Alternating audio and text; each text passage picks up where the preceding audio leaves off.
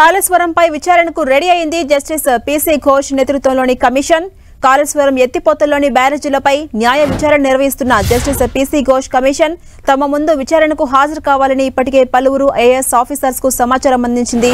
Kaleshwaram project నిర్మాణంతో సంబంధం ఉన్న ఐఏఎస్ అధికారుల నుంచి వివరణ తీసుకోవాలని నిర్ణయించింది. ఇవాళ రేపు హాజరు కావాలని ప్రస్తుత రిటైర్డ్ ఐఏఎస్ ఆఫీసర్స్ కు సమాచారం అందించింది కమిషన్. కాళేశ్వరం ప్రాజెక్టు ప్రారంభం నుంచి ఇప్పటి వరకు నీటిపారుదల, ఆర్థిక శాఖల్లో కీలక విధులు నిర్వహించిన వారిని పిలిచినట్టుగా తెలుస్తోంది. ప్రస్తుత ఆర్థిక శాఖ ప్రత్యేక ప్రధాన కార్యదర్శి రామకృష్ణారావు, రాష్ట్ర ఫైనాన్స్ కార్పొరేషన్ కార్యదర్శి స్మితా సబర్వాల్ ఇటీవల వరకు కేంద్ర ఎన్నికల సంఘం రాష్ట్ర ముఖ్య ఎన్నికల అధికారిగా పనిచేసి రిలీవ్ అయిన వికాస్ రాజ్లకు కమిషన్ సమాచారం అందించినట్టు సమాచారం.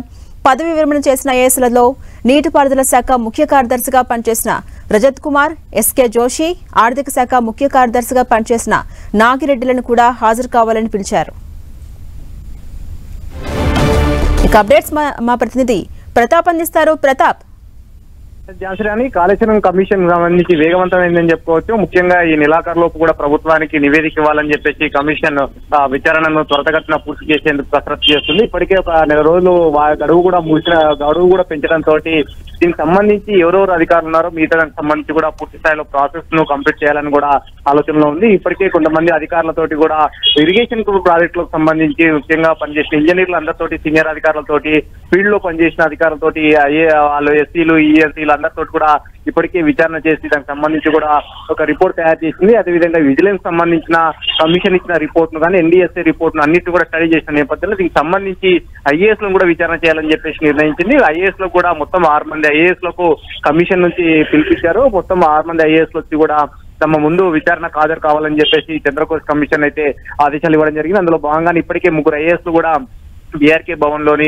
చంద్రకోశ్ కమిషన్ ముందు హాజరు కావడం జరిగింది. ప్రజెంట్ అయితే స్మితా సబర్వాల్, అదేవిధంగా మిగతా ఐఏఎస్ లో రామకృష్ణారావు, మీ ఐఏఎస్ కూడా హాజరు కావడం జరిగింది. వారంతా కూడా ప్రజెంట్ లోపల రజత్ కుమార్ కూడా రావడం జరిగింది. దీనికి సంబంధించి ప్రధానంగా ఇరిగేషన్ ప్రిన్సిపల్ సెక్రటరీతో పాటు ఫైనాన్స్ సెక్రటరీలుగా పనిచేసిన వారి ఇద్దరిని కూడా ఈ 2 డిపార్ట్మెంట్లకు సంబంధించిన ఐఏఎస్ ఈ గతంలో కాళేశ్వరం నుంచి ఇప్పటివరకు పనిచేసిన ఐఏఎస్ అందరూ కూడా ఆహ్వానించే వాళ్ళని కమిషన్ ముందు హాజరు కావాలని ఇవ్వడం జరిగింది. అందులో భాగంగానే ఇప్పటికి 3 ఐఏఎస్ కూడా రావడం జరిగింది. వారందరి నుంచి కూడా ప్రధానంగా అప్పుడు నిర్మాణానికి సంబంధించి ఎలాంటి నిర్ణయాలు తీసుకున్నారు, దానికి సంబంధించి ఐఏఎస్ సంబంధించి కూడా వాళ్ళు తీసుకోవాల్సిన చర్యలకు సంబంధించి కానీ ఎందుకు ఈ విధంగా నిర్ణయాలు తీసుకున్నారు, పైనుంచి ఏమైనా ఆదేశాలు వచ్చాయా, ఎవరన్నా ప్రభుత్వం నుంచి పెద్దలు ఎవరైనా ఆదేశాలు ఇచ్చారా అనే దానిపైన కూడా సమాచారం సేకరిస్తున్నారు. ముఖ్యంగా దీనికి నిధులకు సంబంధించి కూడా కార్పొరేషన్ ఏర్పాటు చేసి పవర్ ఫైనాన్స్ కార్పొరేషన్ కానీ అదేవిధంగా కాళేశ్వరం కార్పొరేషన్ 2 కార్పొరేషన్లు ఏర్పాటు చేసి దీని నుంచి కూడా నిధులు తీసుకున్నారు. కాబట్టి ఆ కార్పొరేషన్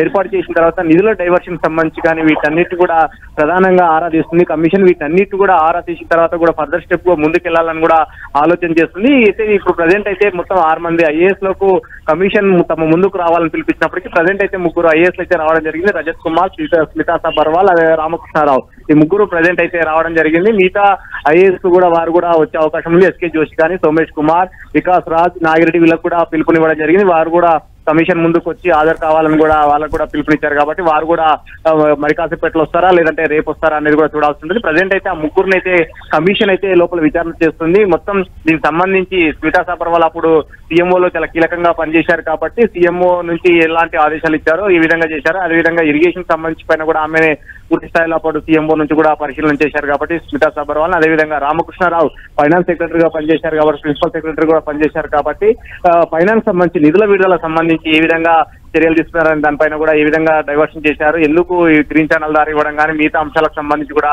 రామకృష్ణారావు నుంచి కూడా సమాచారం సేకరిస్తున్నారు. అదేవిధంగా రజత్ కుమార్ ఆయన ప్రిన్సిపల్ సెక్రటరీ కూడా పనిచేశారు. ఇరిగేషన్ సంబంధించి ఆయన మొత్తం గత 5 ఏళ్ల కాలంలో ఆయన ఎక్కువగా ప్రిన్సిపల్ సెక్రటరీగా ఉన్నారు. కాబట్టి కాళేశ్వరం 2 టీఎంసీలతో పాటు 3వ టీఎంసీ అనుమతులు ఇవ్వడంలో ఎందుకు ఎలాంటి జరిగినాయి బస్సులకు కానీ మిగతా అంశాలకు సంబంధించి కూడా రజత్ కుమార్ నుంచి కూడా సమాచారం సేకరించాలని కూడా కమిషన్ భావిస్తుంది. సో మొత్తం మీద ఇప్పుడు ఈ 3 ఐఏఎస్ నుంచి సమాచారం సేకరించిన తర్వాత మిగతా ఐఏఎస్ ఎస్కే జోషి ఆయన కూడా ఇరిగేషన్ ప్రిన్సిపల్ సెక్రటరీగానే పనిచేశారు కాబట్టి ఎస్కే జోషి కానీ సోమేష్ కుమార్ సిఎస్ గా పనిచేశారు, ఆయనను కూడా పిలిచి మాట్లాడాలని చూస్తుంది. అదేవిధంగా వికాస్ రాజు కానీ నాగిరెడ్డి వీళ్ళని కూడా పిలిచి మాట్లాడాలని కూడా కమిషన్ ఇప్పటికే ఆదేశాలు ఇచ్చారు. కాబట్టి వాళ్ళు కూడా కమిషన్ ముందుకు వచ్చి వాళ్ళు తమ వాదన వినిపించే అవకాశం ఉంటుంది. దీనికి సంబంధించి ఇప్పటికే ఎలాంటి సమాచారం కావాలి, ఏం కావాలనేది వారికి ముందే ఇవ్వడంతో వారంతా కూడా హయాంలో జరిగిన సమాచారం తోటి కూడా కమిషన్ ముందుకు హాజరు కావడం జరిగింది. కమిషన్ ఏ విధమైన క్వశ్చన్స్ ఇస్తుంది అనేది వారి నుంచి సమాచారం సేకరించిన తర్వాత ఫర్దర్ స్టెప్ గా దీనికి సంబంధించి ఇంకా ముఖ్యమైన ఇంకా పొలిటికల్ లీడర్లను కూడా పిలిచి మాట్లాడాలా అనేది కూడా ఫర్దర్ స్టెప్ లో కూడా ఆలోచన చేసే అవకాశం ఉంటుంది. Right, thank you Pratap.